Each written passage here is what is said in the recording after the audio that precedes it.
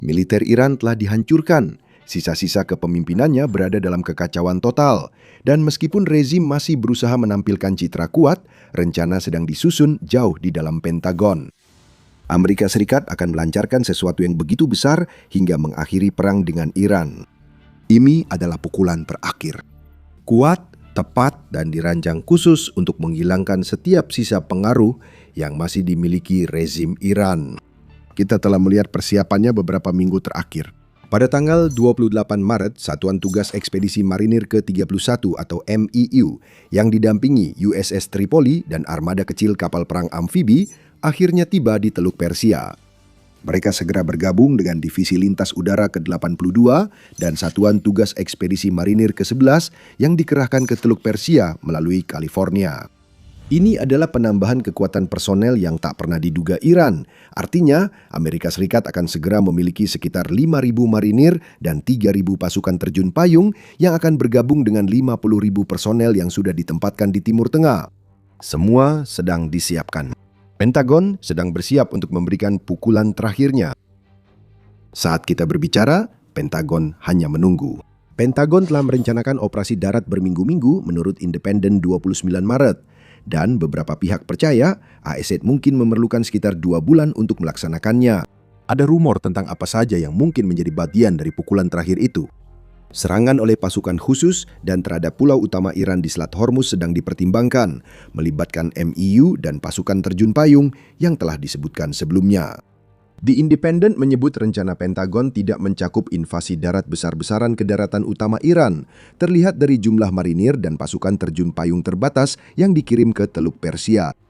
Sekarang, Presiden Amerika Serikat Donald Trump juga masih meluangkan waktu untuk mengambil keputusan, dan dia serta pemerintahannya berharap Iran akan menyerah sebelum pasukan darat benar-benar diperlukan. Hal ini terlihat dari pernyataan Menteri Luar Negeri Amerika Serikat Marco Rubio pada 27 Maret yang mengatakan, semua tujuan bisa dicapai tanpa pasukan darat. Namun kami akan selalu siap memberikan presiden pilihan maksimal dan kesempatan maksimal untuk menyesuaikan diri dengan segala kemungkinan jika itu muncul. Seberapa benarnya hal itu masih harus dilihat saat Iran mencoba bertahan dan menghadapi badai operasi Epic Fury. Adapun untuk AS, ini adalah titik penting dan pemerintahan Trump mengirimkan setiap pesan yang bisa mereka sampaikan kepada Iran bahwa mereka siap membawa operasi Epic Fury ke fase baru. MEU dan pasukan terjun payung sudah dalam perjalanan atau tiba dengan semakin banyak tanda AS bersiap meluncurkan operasi darat yang sebelumnya tak mereka duga diperlukan. Dan salah satu tanda tersebut adalah F-35C sedang diposisikan. Nah itu menurut Warzone yang melaporkan pada 24 Maret bahwa F-35C Korps Marinir yang berbasis di darat sedang dipindahkan ke wilayah Teluk Persia untuk memberikan dukungan kepada marinir yang sedang tiba atau sudah berada di wilayah tersebut. Jet tempur generasi kelima itu telah dipindahkan ke RAF Lakenheath di Inggris, yang menandakan bahwa ALX Rekan sedang bersiap untuk penempatan pertama pesawat tempur siluman berbasis darat sejak dimulainya operasi Epic Fury. F-35C sering digunakan dalam operasi ini sebelumnya, namun sejauh ini mereka terbang dari kapal induk untuk melakukan serangan presisi yang biasanya menjadi pembuka pemboman udara ke target lain di daratan utama Iran. Namun ini berbeda. Apa yang kita lihat di sini adalah penumpukan kekuatan udara F-35 di sebuah pangkalan yang berada jauh di luar jangkauan, bahkan rudal balistik terbaik milik Iran. Hal ini memberitahu kita bahwa Amerika Serikat sedang merencanakan sebuah operasi yang membutuhkan serangan berulang oleh jet-jet yang dapat kembali ke pangkalan yang aman segera setelah serangan dilakukan. Ini adalah Amerika Serikat yang sedang mempersiapkan diri untuk kampanye yang berlangsung selama beberapa minggu atau bahkan beberapa bulan seperti yang disebutkan oleh Independen.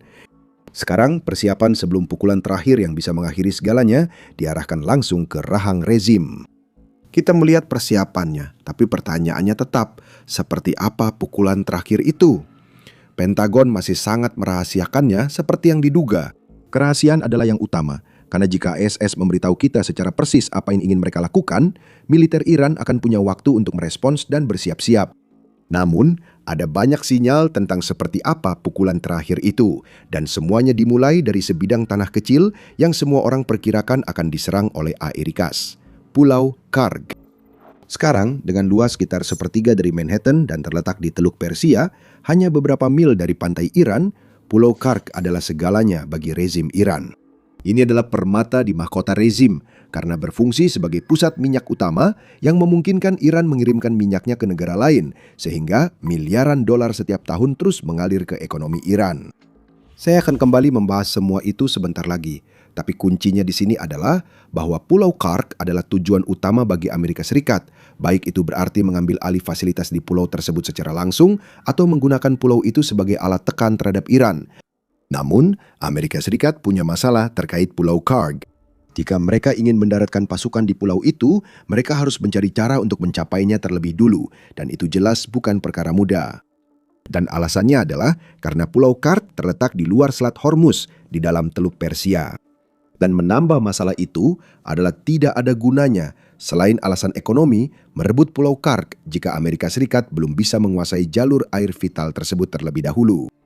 Jelas, serangan terakhir tak semudah menurunkan marinir dan pasukan terjun payung di Pulau Kark, mengambil infrastruktur minyak, lalu menganggap tugas selesai. Masih banyak persiapan yang harus dilakukan terlebih dahulu, dan persiapan itu melibatkan beberapa pulau lain yang mungkin harus direbut Amerika Serikat dengan pasukan daratnya untuk mempersiapkan rencana mereka terhadap Pulau Kark. Sebelum membahas itu, ada alasan mengapa Selat Hormuz begitu penting. Kalimat selat itu merupakan satu-satunya jalur maritim keluar dari teluk yang diterbitkan The Guardian pada 16 Maret sudah memberitahu Anda hampir semua yang perlu diketahui. Selat Hormuz adalah jalur penting bagi kapal dagang yang mengangkut minyak dan gas alam cair ke dan dari negara-negara di kawasan Teluk Persia. Dan selain Iran yang menguasai selat dan 2 jalur pelayaran selebar 2 mil di sana, Irak, Kuwait, Arab Saudi, Bahrain, dan Qatar semuanya bergantung pada satu jalur air ini untuk perdagangan laut mereka.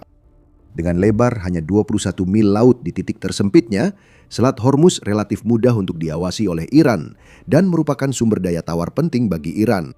Sekitar 20% dari seluruh pasokan minyak dan gas alam cair dunia mengalir melalui selat ini setiap tahunnya.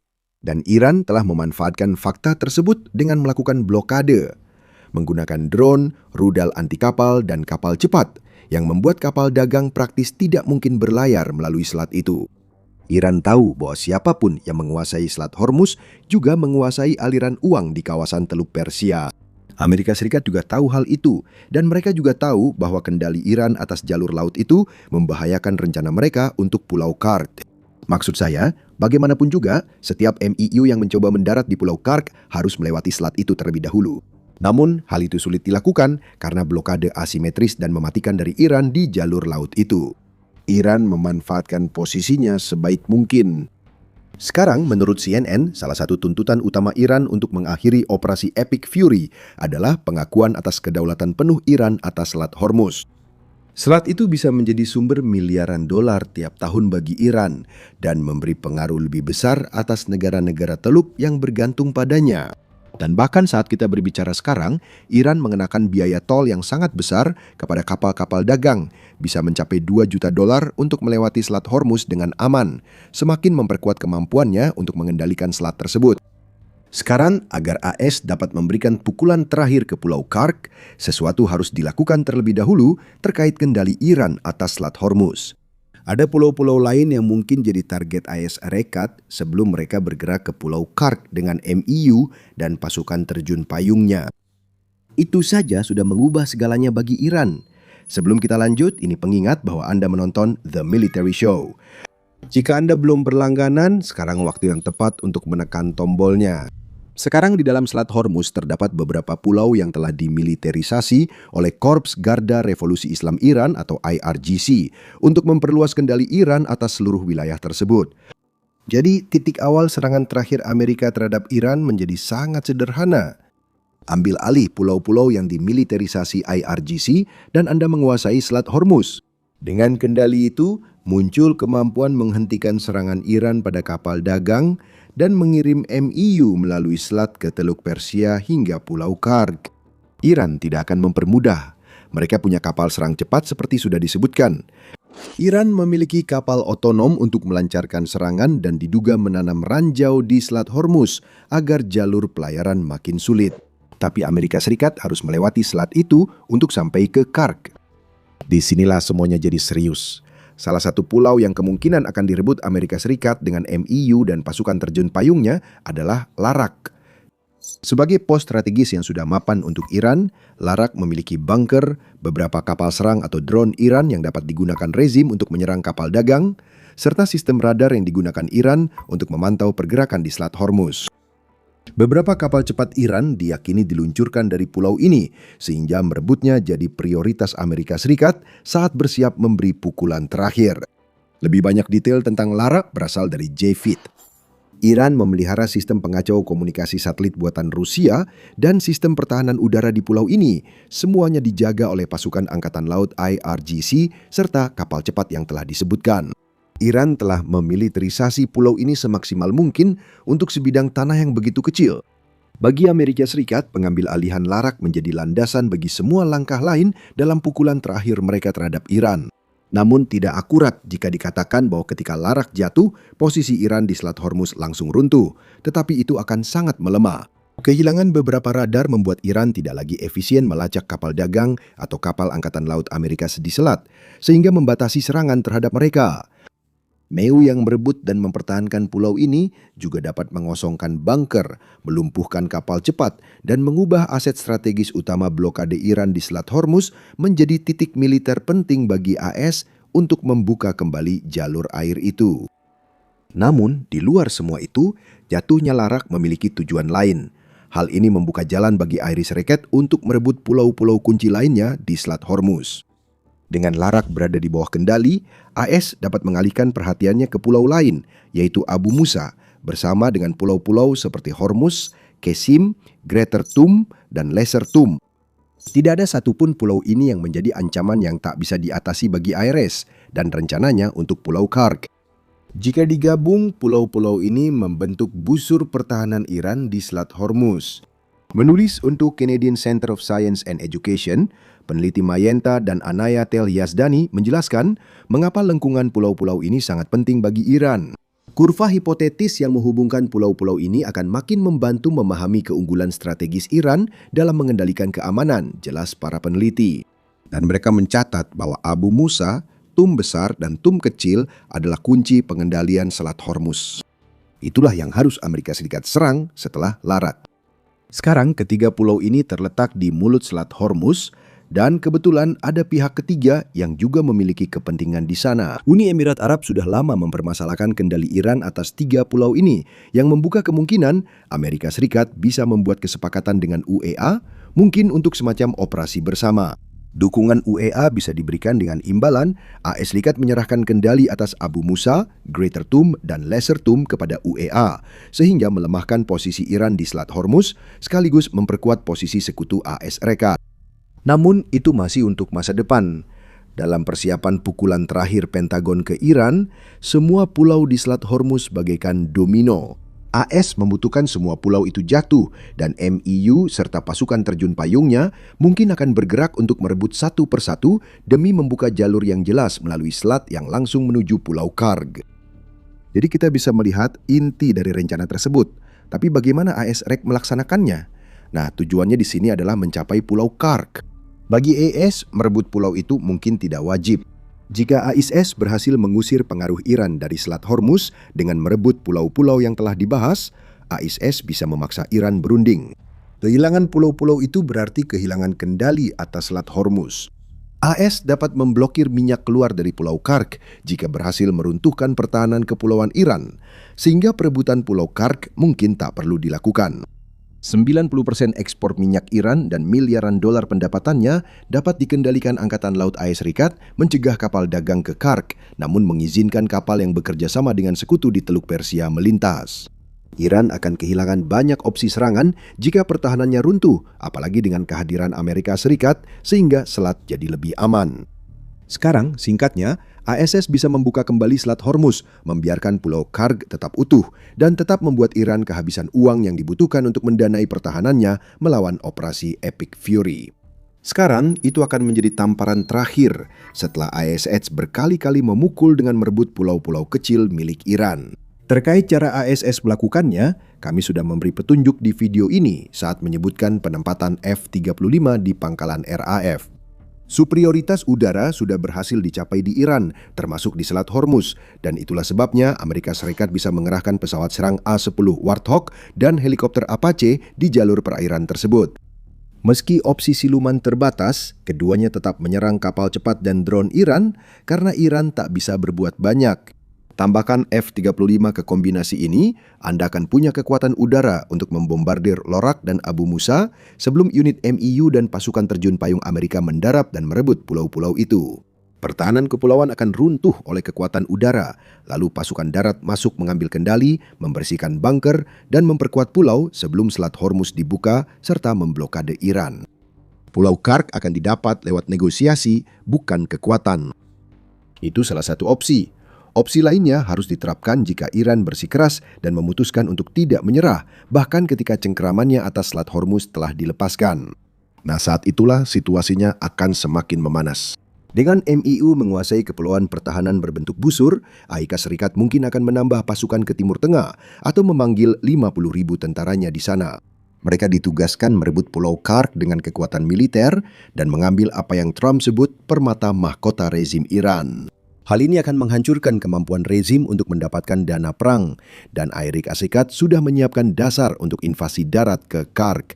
Pada 13 Maret, Amerika Serikat melancarkan serangkaian serangan udara dahsyat yang menghancurkan sebagian besar infrastruktur militer di Pulau Karg, termasuk bunker penyimpanan rudal, fasilitas penyimpanan ranjau laut, pertahanan udara, dan menara kontrol bandara. Sekarang, AS membiarkan fasilitas minyak di Karg tidak tersentuh dan Iran sedang berusaha bersiap menghadapi serangan darat ke pulau tersebut. Menurut CNN, Iran telah kembali membangun pertahanan sejak 13 Maret dengan memindahkan sistem rudal permukaan ke udara yang ditembakkan dari bahu ke pulau tersebut, serta menanam ranjau anti-tank dan anti-personel di sekitar pantai Karg. Kini, jebakan-jebakan itu bisa jadi masalah besar bagi kapal pendarat amfibi Amerika dan pasukannya. Untuk pertahanan udara, Iran kemungkinan berharap dapat menahan gempuran F-35 yang memang tak bisa dihadapi pertahanan itu dan lebih fokus menyerang A-10 dan Apache secara terpisah. Pertahanannya tidak kuat, tapi mereka masih bisa menimbulkan korban saat Amerika Serikat merebut Pulau Karg.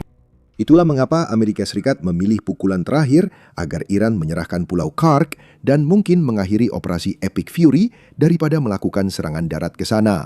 Garis pertahanan berbentuk busur adalah kunci.